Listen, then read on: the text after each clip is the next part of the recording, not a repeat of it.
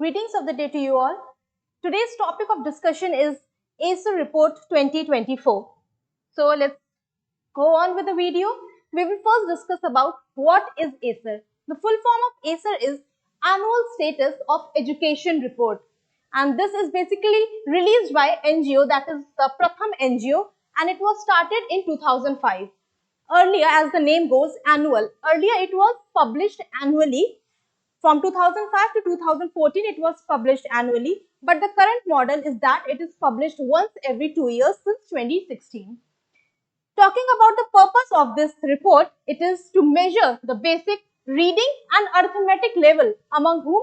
Among the school children, that are basically their level of education, and as well as attendance and various other parameters are also discussed.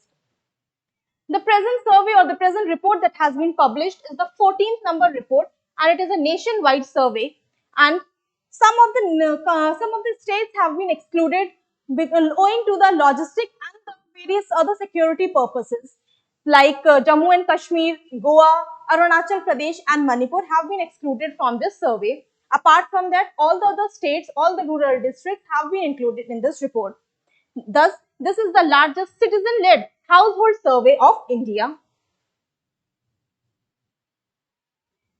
If we talk about the reach or the span of this ASER report, we see that there are 605 rural districts that have been covered under this survey.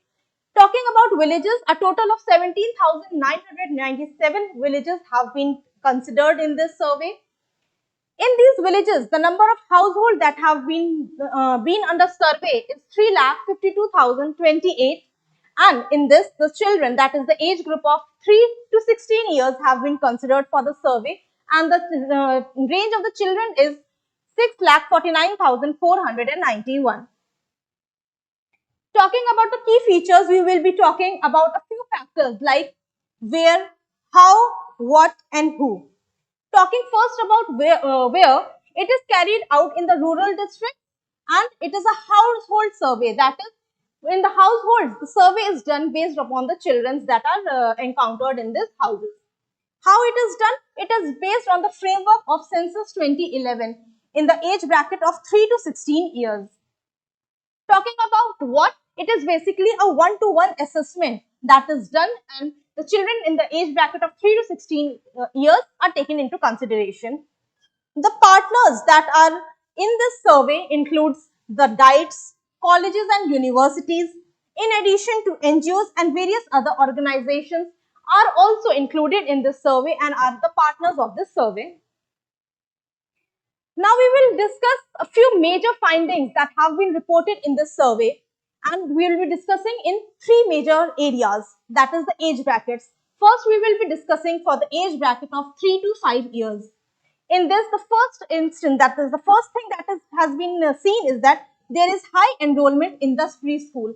Like in the data table that you can see for the age 3, 4 and 5, for the year 2018, 2022 and 2024, you can see the data that is high enrollment rate. The enrollment rate is increasing year by year as compared to the age brackets.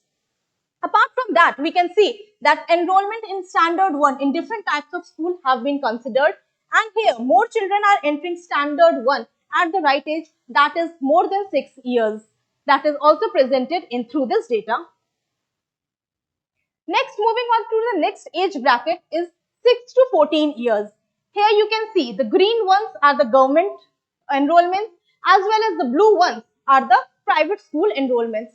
In total, we can say that there is overall very high enrollment rate at 98%. Only a small bracket is the children who are not enrolled yet.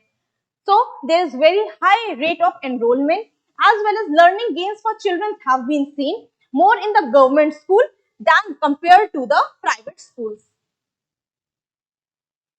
Another major finding for the age bracket of 6 to 14 years that we have dealt earlier is that there is major improvement in the reading as well as the arithmetic level in these groups. Like this graph shows the table, the percentage of children of classes 3 and classes 5 are able to read class 2 textbooks in the government school. So you can see in class 3, the number is increasing, as well as in class 5th also the number is increasing.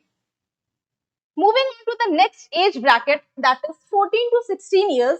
Here children are not enrolled in school. Those children who are not enrolled in school, the percentage is very less, that is less than 8.1%, and the gender gap is also less than 1%. Since this age bracket is highly susceptible to the smartphone use, therefore more than 75% children can do digital tasks themselves. Basic facilities that are provided in the school, like the midday meal, the drinking facility, toilet facilities, electricity facility, as well as the library facilities are increasing over the time. This has been observed in the survey, as well as the school report, like of the directives, trainings, as well as the funds received, and to strengthen the foundational literacy and numeracy, that is the FLN, has also been observed in the school functions. So that's all the ASER report that has been published recently. Thank you. Have a good day.